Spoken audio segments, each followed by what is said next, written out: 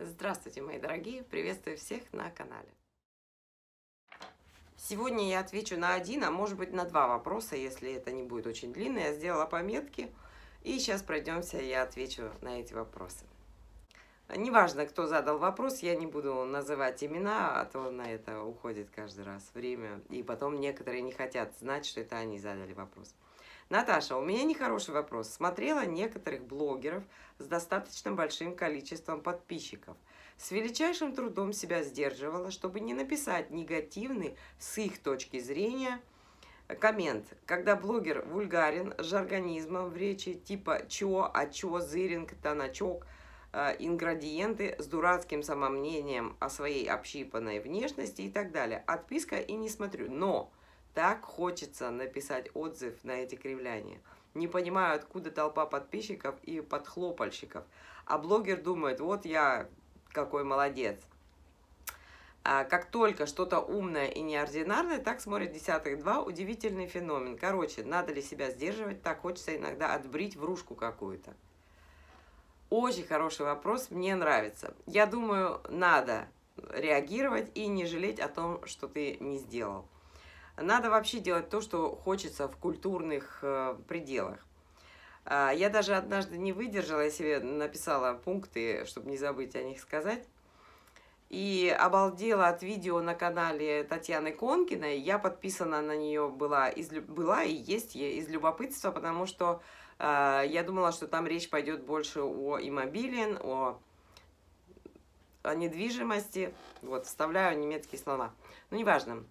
О недвижимости, и мне было интересно. И я что-то делала и услышала вот этот интервью двух Татьян, там была приглашенная Татьяна, и они делали видео на тему, как выгодно знакомиться с мужчинами, там, в таком уже возрасте, может быть, не первый раз. В общем, я не смогла промолчать на это и сделала развернутый комментарий, конечно, по тому видео. Я оставлю ссылку на видео, мое видео, которое я сделала, не выдержав, на ее видео. Ну, видеоразбор. Потому что сидят, вот я смотрю, сидят две взрослые женщины и несут вот реально бред, вот бред насчет того, вот где и как выгодно знакомиться с мужчинами, то есть такая вот продажа идет, так сказать, себя. Но когда я прочитала комментарии под этим видео, под ее, я была в недоумении, что происходит. Такое впечатление, что все сошли с ума. Я сама вот иногда подписываюсь на какие-то такие странные каналы, потому что мне интересна иногда вот именно реакция зрителей. Я потом отписываюсь, но я какое-то время подписана на какие-то каналы, и я присматриваюсь, смотрю, интересно мне или нет, что говорит. Иногда вот одно видео зайдет, остальные все абсолютно вразрез идут с моими представлениями, поэтому я отписываюсь. Но мне интересна всегда реакция их публики. И потому что иногда читаешь комментарии и думаешь, что происходит вообще. В общем, у нее под этим видео как раз были воздыхания и масса благодарностей за их мудрые советы. Это, ну, я не знаю, это какое-то, на мой взгляд, это вообще извращение какое-то этой темы знакомства. Ну, неважно, если вам интересно будет, зайдите, посмотрите. В общем, если мне хочется, я обязательно пишу комментарии. Только если именно вот есть порыв какой-то написать, потому что не всегда хочется. Но не так, что дураки вы все, если там что-то такое, а обязательно с обоснованием, почему это не так на самом деле, допустим, как вещает блогер, а, значит, вот именно так, как вы это говорите, потому что у вас есть опыт. Мне тоже иногда про сухое голодание говорят, что да сама-то ты не голодаешь, а просто где-то начиталась, значит, информации, и вот, значит, выдаешь. Потому что кто голодает, тот выглядит хреново, скажем так. Значит, надо обоснованные комментарии писать, а доказывать никому ничего не нужно. Кому надо, он возьмет себе полезное. Кому не надо, он пройдет мимо или напишет какую-нибудь гадость, но это вас не должно касаться. Еще вот хочу одну вещь, значит, заметить. Очень мне режет слух деланный акцент. Если человек прожил 20 лет, там, я не знаю, в какой-то другой стране, у него не может быть провалов таких серьезных в памяти и откуда-то появляться вот местный акцент. Ну, не может этого быть. И это бывает в редких случаях, когда у вас нет вообще никаких контактов с русскоязычным населением, вы не смотрите, не читаете ничего на русском и разговариваете, допустим, с мужем на местном языке. Тогда да, тогда появляется акцент.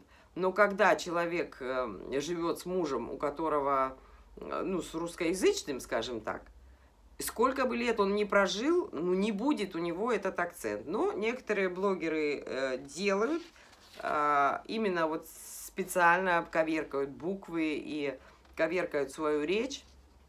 Мне слушать эту речь лично трудно и неприятно. Я сама живу в Германии почти 30 лет, но мы с мужем, естественно, дома говорим на русском, с детьми говорим на русском. И у меня, да, у меня бывает такое, что бывает даже доходит до того, я забываю какое-то слово, ну это редко бывает, что я даже перевожу с немецкого на русский, чтобы вспомнить, что это за слово. Но это бывает крайне редко. Я думаю, что у меня нет никакого акцента. Во всяком случае, мне так кажется. Я говорю быстро, и, в общем-то, это редкий случай, когда у меня выскальзывает какое-то немецкое слово вместо русского. Еще мне трудно удержаться и не указать на грубые ошибки в названиях ролика. Вчера буквально в названии ролика было «ножевые ранения». Через «а» и через «и». Ножевые. И это происходит, к сожалению, все чаще и чаще. И я вот и либо еле сдерживаю себя, чтобы не сказать ничего, либо указываю, потому что иногда бывает это случайно, но в данном случае это было не случайно, там ошибки не первый раз. Потом, значит, я смотрю видео с социальным контентом, и если меня что-то возмущает, допустим, или что-то вот мне бросается не то в глаза, я обязательно на это указываю. Потому что очень много сердобольных людей, которые сбрасывают деньги, помогают и все, но есть такие очень спорные случаи, которые вот я в силу своего опыта я вижу, что это не так. И я вот недавно, я тоже не сдержалась, я прям под 2 видео написала комментарий там насчет того, что меня всегда возмущает, почему, когда показывают деревню, деревенские дома, там грязь. Там все навалено, какие-то вещи навалены, такими горы вещей каких-то, пол грязный, там кошки и собаки, все это какое-то, в общем, неопрятное, занавески вечно какие-то перекошенные, окна грязные, в общем, сплошная грязь. И я возмутилась, я написала, почему такое происходит. А мне пишут, они бедные, купите им пылесос. И что, куплю я им пылесос, все изменится? Ничего не изменится. И тут бедность ни при чем. У них проблемы у всех с головой. У них там дети. Где они уроки делают, вообще понятия не имею. У них бардак полный. Живут как свиньи. Некоторые прям кичатся, что они не пьют, но они живут как свиньи. Они не могут убрать для себя? Они не могут вокруг дома убрать? Или посадить огород, или что? Они ждут постоянно, вот сидят манной небесной, вот, чтобы кто-то пришел и им помог. Бедность и богатство с чистотой, как бы, да, ничего общего не имеют. Так что они пусть делают, что хотят.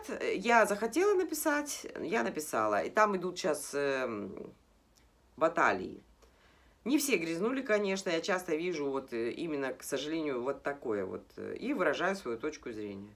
И вот под моими комментариями, как правило, когда они написаны вот в порыве, да, они, под ними разворачиваются какие-то военные действия. Там куча комментариев, там какие-то уже без меня идут разборки непонятные. Потому что я задеваю проблему, и люди реагируют. Я, в принципе, всегда могла сказать правду в лоб, я это делала на работе, я вскрывала нарывы. Ну, если мне не нравится, я не могу сидеть и говорить, да, мне это очень нравится. Нет, потому что я не люблю размазанную брехню, я скажу, как есть.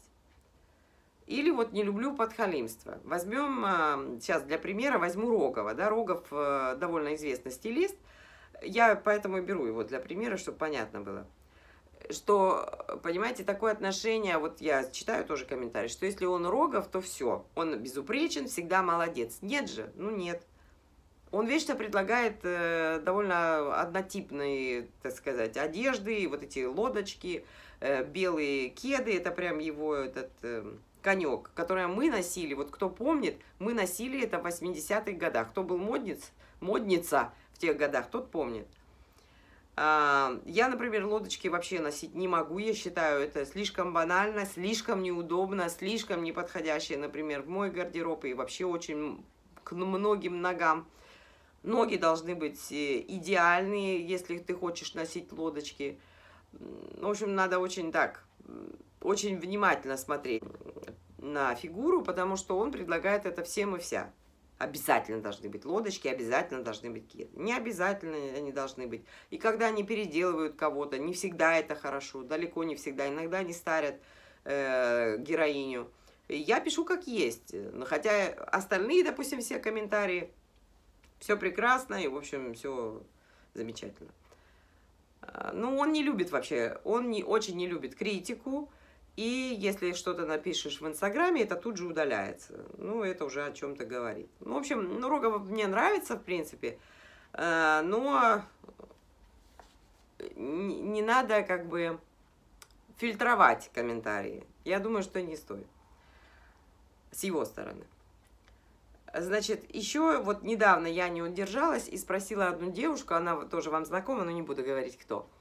Почему у нее в Инстаграме на всех фотографиях одно и то же выражение лица? Немножко ближе, немножко дальше, но выражение лица абсолютно одинаковое, и оно ее не красит, оно, наоборот, ее хуже делает.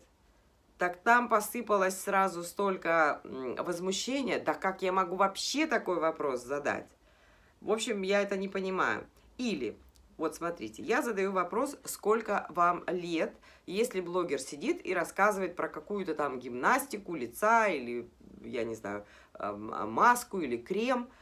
Откуда, как я могу ей верить, допустим, или вообще понять, крем этот действенный или нет. Может, ей 70 лет, а она выглядит на, я не знаю, на 50. Или, может, ей 35 лет, а она на 55 выглядит. Разница есть, поэтому всегда... Надо писать, сколько вам лет, если вы на такие темы вещаете. И вообще, я считаю это абсолютно ненормальным делать какую-то тайну из вашего возраста. Это какие-то психологические проблемы у вас. Я, например, спокойно задаю этот вопрос, потому что мне это интересно. Мне это важно знать, если ты уж что-то хочешь мне донести, допустим, про какую-то вот зарядку, гимнастику, как поддержать себя. Мне надо знать, сколько тебе лет, чтобы сопоставить данные. И я на такие вопросы спокойно отвечаю, спокойно задаю. И не считаю этот вопрос нетактичным, как мне везде, практически на 90% мне говорят, вы задаете очень нетактичный вопрос. Очень даже тактичный и очень нормальный вопрос, на мой взгляд. Я не знаю, как вы считаете, вот напишите в комментариях, мне просто очень интересно. Вот поэтому сидишь и думаешь, почему у странных блогеров зачастую очень много подписчиков. Но я так думаю, что потому что у них есть что-то общее, и они цепляют свою публику. И люди просто вот наблюдают, есть некоторые каналы, люди просто наблюдают за рутинной жизнью других. Ну, они показывают абсолютно все, как у них есть, ну, только как они купаются и в туалет ходят, не показывают. Остальное просто вот рутина каждый день. И у них очень много подписчиков. Не знаю почему. Это говорит, наверное, о том, что у них своей жизни нет. Или, не знаю, или они настолько похожи, что вот они смотрят такое. Потому что там ничего интересного не происходит. Я же говорю, я иногда подписываюсь просто из любопытства. Что ж там люди смотрят. И я не понимаю вообще. У каждого своя аудитория и вкусы, поэтому вот как в музыке, вот мне вчера пришло в голову, я от одной музыки просто улетаю куда-то, я получаю несказанное наслаждение, а другой скажет, фу, да что за гадость такая, выключи ее, и вообще это просто ужас, мусор, а не музыка. Поэтому на вкус и цвет, как говорится, товарищей нет, и надо быть честным с собой, писать то, что ты хочешь сказать, если ты это хочешь сказать. И этот коммент должен быть не с потолка какой-то, не какой-то такой оскорбительный, а он должен быть в тему и уместный, а не размытое возмущение. Реагировать надо всегда в свое удовольствие. Я думаю, что я ответила на вопрос. Переходим ко второму вопросу. Вернее, это несколько вопросов, но я обобщила их, потому что они все в одном направлении, и они почему-то время от времени, вернее, они на протяжении всего времени ведения канала, они возникают, и они в одном направлении. Думаете ли вы о возрасте, что вы думаете и как себя чувствуете после 50 лет? Это я так их в один обобщила. Я о возрасте не думаю вообще, я думаю сейчас о здоровье. Я как бы пришла к тому, что 50 лет это действительно какой-то рубеж. Раньше я не понимала его, потом до меня дошло. Нет, это рубеж. Рубеж, потому что так же, как и вот в 13 там, лет, происходит перестройка организма. Поэтому это рубеж. Я думаю, только поэтому. И что происходит по моим наблюдениям? Часть женщин, их явное меньшинство, они с годами становятся все лучше и лучше. А большая часть, к сожалению, начинает стареть. И это в прямом смысле этого слова. Я себя отношу, естественно, к первому варианту, потому что у меня не угасает интерес к вещам, вот, которые мне интересны. У меня любопытство как было в детстве, так оно и до сих пор осталось. А есть люди, которые уже это не начну, то не начну, потому что уже все. Значит, в Инстаграме я вот на днях увидела, что Джулии Робертс стукнуло 54 года. Мы с ней одногодки. И вот я написала, что она с годами растеряла свой шарм, что вызвало там тоже кучу недовольства. Но это так. Вот посмотрите на нее молодую и посмотрите сейчас. Она стала какая-то совсем никакая. Поэтому вот так не должно происходить, на мой взгляд. Если женщина интересная в молодости, она должна сохранить это. Даже если она не интересная в молодости, она может стать с годами красавицей. Продолжаем, значит. Одни качественно меняют свою жизнь.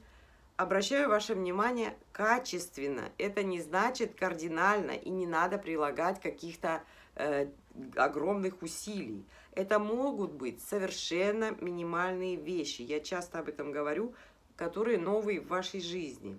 Например, уже 150 раз об этом сказала. Пятиминутная, не 10, не полчаса, 5 минут ставите таймер. 5-минутная зарядка для, например, стоп. Да, стоп ног. Делаете 5 минут эту зарядку. Неделю. Ну, как в любое время дня, без разницы. На следующей неделе вы делаете зарядку для глаз 5 минут. И вы это делаете всю неделю. А потом вы там делаете зарядку еще там для какой-то части тела. Потому что, чтобы понять, что это работает, надо хотя бы недельку минимально поделать без перерывов. Минимально. Не надо перетруждать свой организм. Насчет упражнений. Нам всегда жалко времени на спорт. Ну, мне жалко. Ну, и неохота, честно говоря. Я не поклонница спорта, но иногда хочу, да, спортом позаниматься. Немцы говорят «спорт is морд». В переводе «спорт» – это убийство. Это шутка, конечно, но вот такое отношение у многих людей тоже есть. Так вот, у меня поменялось отношение к некоторым бытовым вещам недавно, внезапно.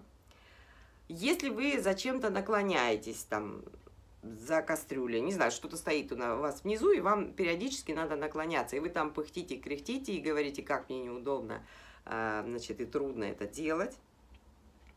Наоборот, меняем установки. Пользуйтесь случаем, что вам надо, значит, туда вниз куда-то, и приседайте в этот момент. Не надо наклоняться, присядьте. Присядьте, посидите там подольше, попружиньте несколько секунд, потому что в этот момент вы тренируете свои ноги.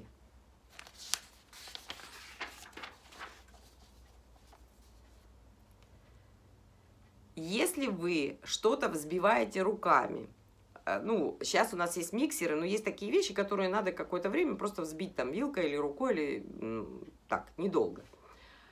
Это я увидела, кстати, у Юлии Высоцкой, она взбивала что-то, и она говорит, это же кардионагрузка на тело, это нам очень полезно. Так что, делая какое-то усилия или какую-то работу, представляйте, что вы занимаетесь спортом. И этим просто это прекрасная мысль.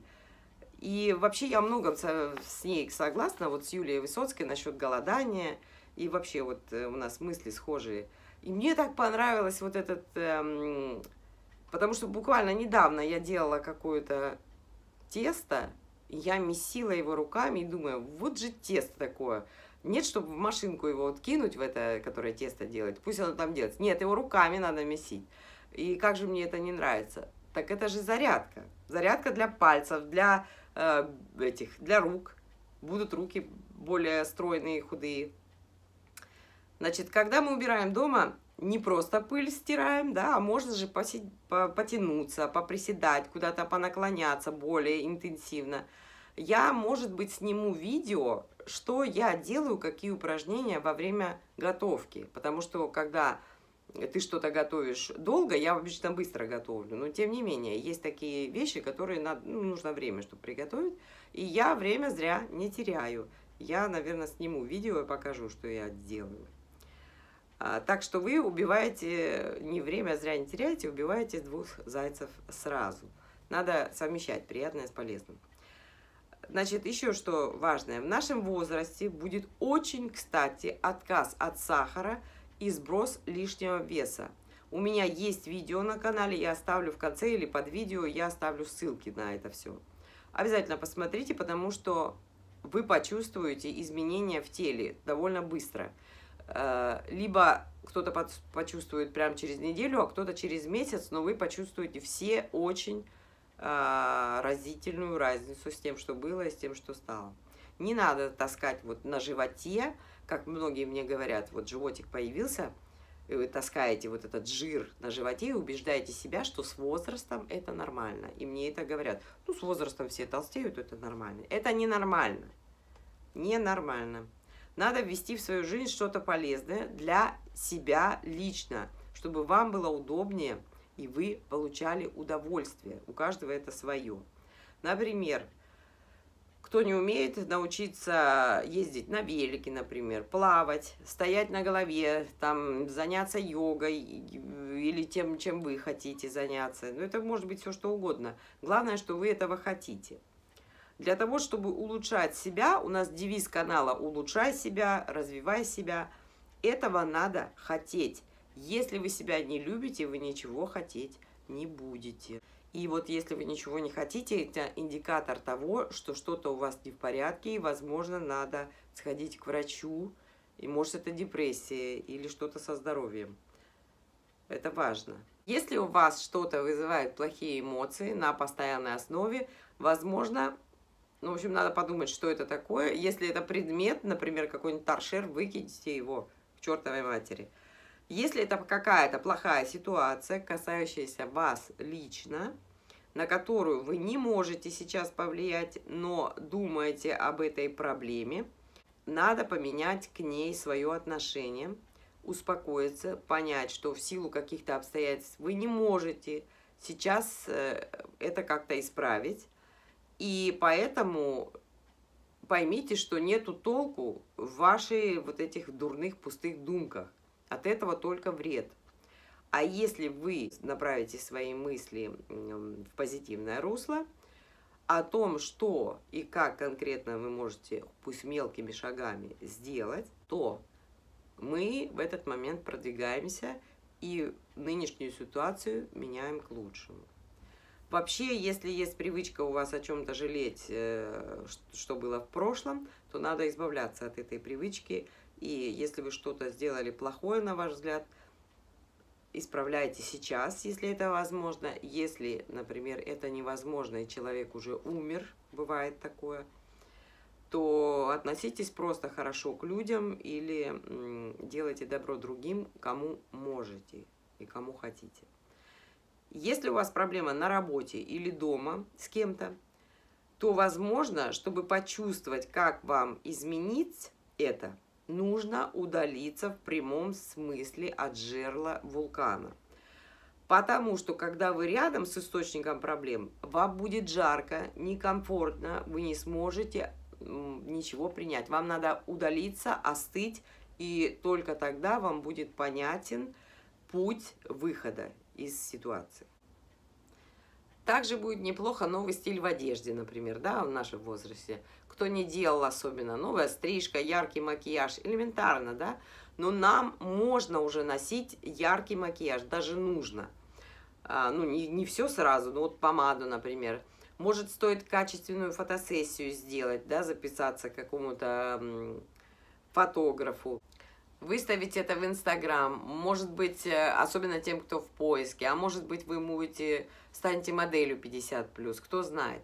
Обратитесь к хорошему стилисту, только к хорошему, если сами не умеете одеться, и получите массу удовольствия за приемлемые деньги. 50 лет рубеж, когда стоит углубиться вот в познание себя. Главное замедлиться, обязательно замедлиться и наслаждаться всем, что окружает. Если у вас нехорошие отношения, уйдите. И вот эти отговорки, что я не могу, я там как-то там повязана с семьей. Кто захочет, вы найдете возможности и уйдете. Тут ключевое слово «хочу». Вот хотите вы дальше жить свободно и так, как вам нравится, или вы будете опять под диктовку там мужа или там мамы, или я не знаю кого, ну, неважно. То есть вы делаете выбор. Уже вот в нашем возрасте уже пора точно делать выбор. Если у вас там времени было больше, то здесь как бы не стоит терять драгоценные минуты, даже можно сказать. Но тем не менее о возрасте, как о возрасте, идущем к смерти, мы не думаем. Мы думаем о том, как качественно улучшить нашу жизнь. Часть женщин ментально костенеет, вот впадают в хандру, и сколько лет прошло, сколько осталось, вот это вот у них тема номер один, что было в прошлом. Я в Инстаграме наткнулась на пост, буквально вот на днях, где говорилось, что уже после 35 лет люди подводят какие-то итоги, что они достигли, чего не успели, там карьера, детей родить, замуж выйти. Ну, я вообще не... Для меня просто... Ну, это ненормальные вещи, потому что мы не на задании, никто никому ничего не должен. И если это у вас в голове такие установки, то надо их как-то поменять, потому что не надо считать года, мы ничего не знаем о том, когда кто уйдет из жизни. Я уверена, что не все смогут, конечно, подкрутить свои настройки на новую волну, но кто захочет, тот сделает. А если у вас бесконечные страхи вот какие-то, то, опять же, надо сходить к врачу. Может, вам таблетки какие-то надо попить. Может, надо подлечить здоровье, потому что у нормального человека не могут возникать страхи смерти.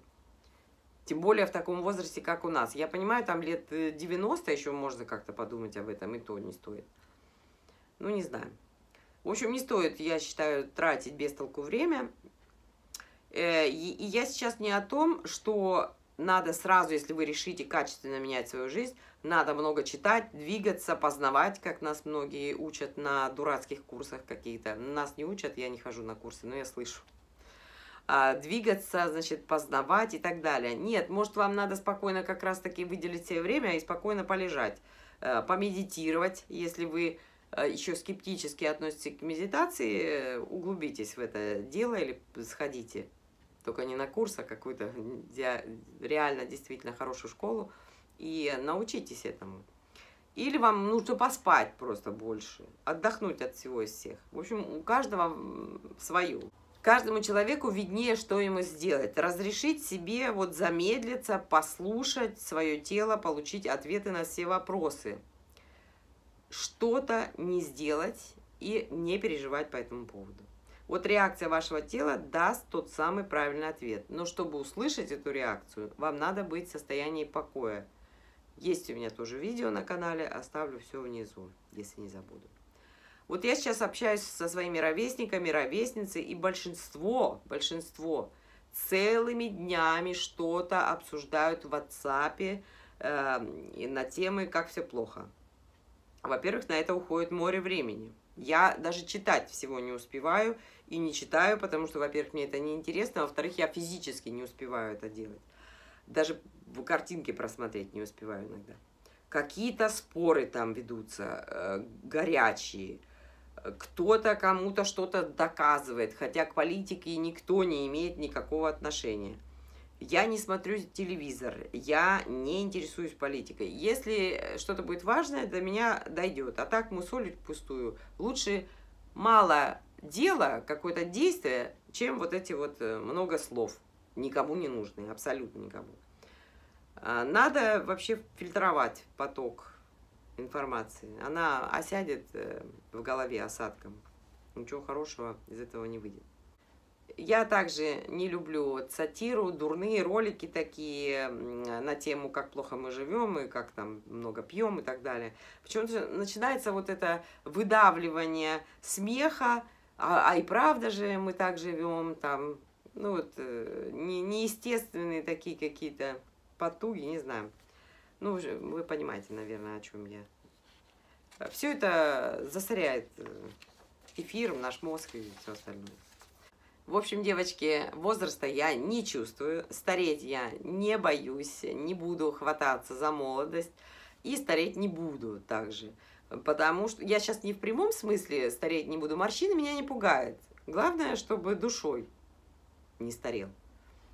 Мой муж, кстати, вот недавно разговаривал со своей какой-то учительницей, ей 95 лет, бодра, весела, активна, всех помнит, абсолютно ясный ум, довольная, постоянно что-то узнает новое. Вот это образец для подражания. У меня есть образцы для подражания. Вот мой дед до самой глубокой старости, он прекрасно все соображал, был активен, все делал, он был постоянно занят чем-то. То есть вот такой надо быть бабкой. Активной и молодой душой. Поэтому у меня к старости прекрасное отношение, чего и вам желаю, и дай Бог всем дожить до глубокой старости и оставаться при этом здоровым. Я всех вас обнимаю и целую. С вами была Наташа. До новых встреч. Пока.